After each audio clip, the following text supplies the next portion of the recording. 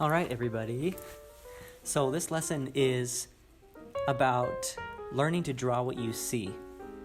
Okay, not what you think you see. So many people, I've been guilty of this before. Maybe you have as well. Many of us draw an eye like this. We draw a football shape and then we do a bunch of lines. Maybe we want to be really detailed, so we even add even more. And then we add some down here. And we make a circle. And then we make a circle inside. Maybe we even get fancy and shade it in. Okay? Alright, how many of you have drawn an eye kind of like that? I know it's that was a really quick drawing and it's kind of ugly. So I think that we could draw that eye a little bit better than this. Okay? Now, we need to be looking at what's really here. Okay? If I change the color here, you'll be able to see it even better. So I'm going to change my color to red. And you'll be able to see, let's look at the shape that this eye actually is. Okay, so if we go over that, we can actually see, if we move it down, that's the shape the actual eye is, okay? It's not a perfect, it's not a football. It's not just boring like that, right? It's not some generic eye. Sorry, I'm scribbling. I didn't mean to do that. Okay.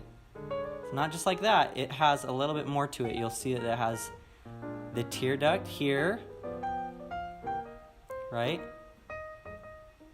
And you'll see it kind of scoops up a little bit here. Okay?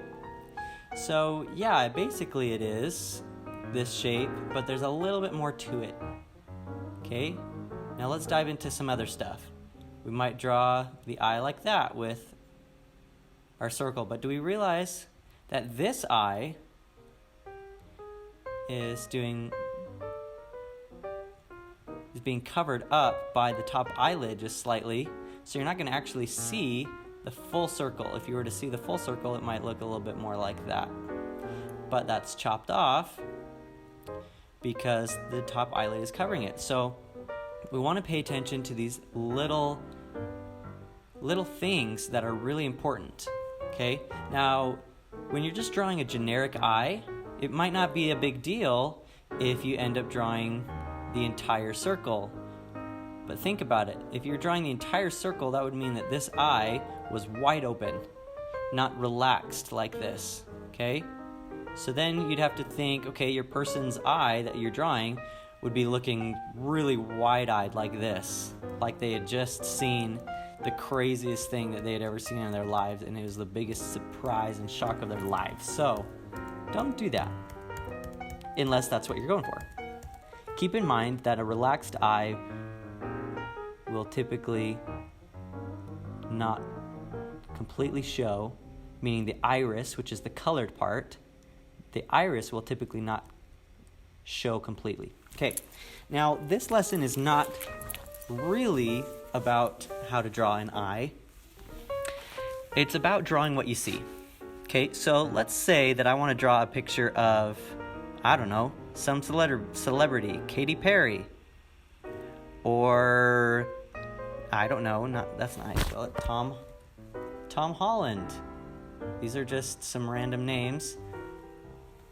Okay, or I don't know, Leonardo DiCaprio. Just random actors I'm just thinking of, okay? Let's say you wanted to draw a picture of them. If you drew a generic eye like this, if you took a generic eye like this, do you think that if you put it on a portrait of Katy Perry, that it would look like Katy Perry? No. So, you would need to draw Katy Perry's eye. Okay? I'm tempted to even go online and look up a picture of Katy Perry. Okay, here's a shot of Katy Perry. If we really wanted to draw her, let's pay attention to what her eye is actually doing and not just draw some random eye and hope it looks like her. Okay, so I'm going to take just this picture of Katy Perry's eye. Just for the sake of this lesson, I'm just going to take this out and draw her eye. Okay, it's a little blurry because it's not the best quality picture.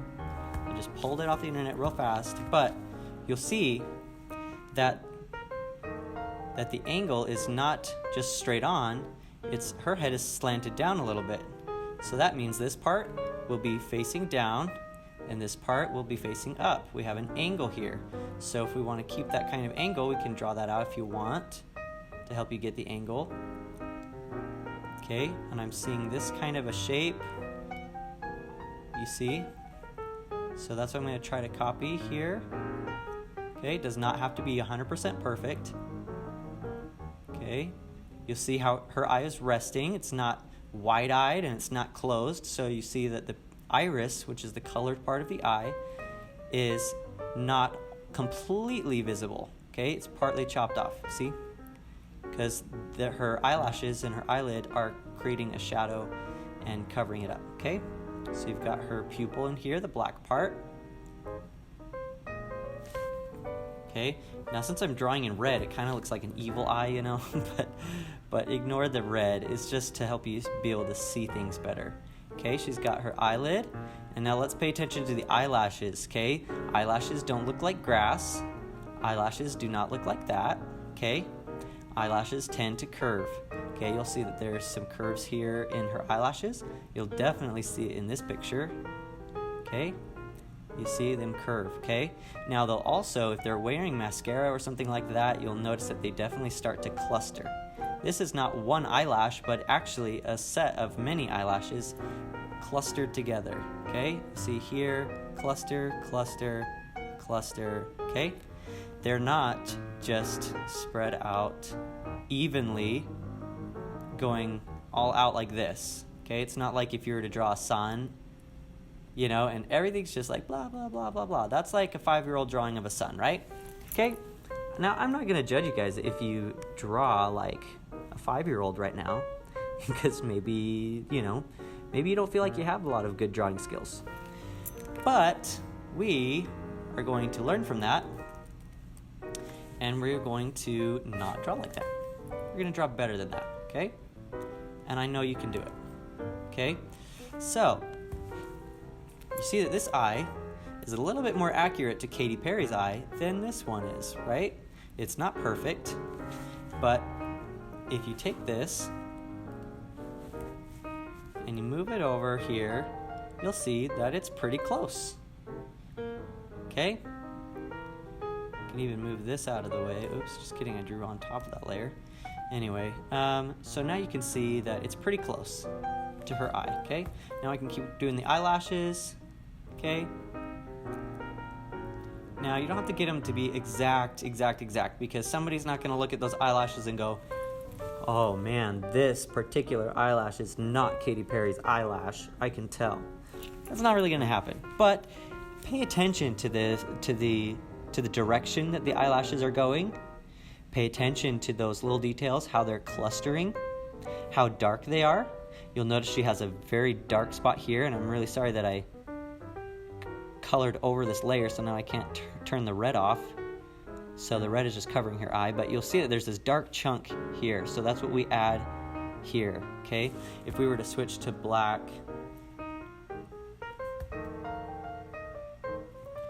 you'd see that this is supposed to be black, right? And we go over these eyelashes, black, black, this is black, black here, right? Maybe black around this part. Maybe this could come down a little bit farther. Okay? You have the light in her eyes, Kate. Now, I'm not concerned about you guys adding those little details, light in the eyes. I just kind of wanted to do that for fun. But right now, I'm just focused on you guys outlining things, okay? Like this eye, okay? So I want you to draw what you see, not what you think you see. Not what you think you see, not a symbol of what you see.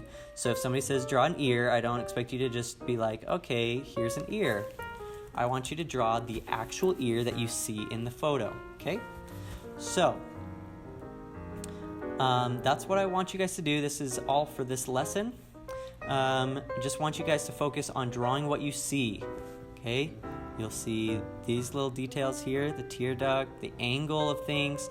You'll also notice where the pupil is, the iris is in relationship to the bottom of the eyelid. Okay, a lot of people will draw the iris like this and then draw the eyelid way down here, but really it's very close together, okay? Pay attention to the relationships of things. Spatial relationships is what it's called. And you'll see how big things are compared to the other things in the picture, okay? Don't make the iris like this big and huge. Also, don't make it tiny like this big. You want to make the iris the right size. So pay attention to all of those spatial relationships and draw what you see, not what you think you see. Okay, that's it, guys. Thanks.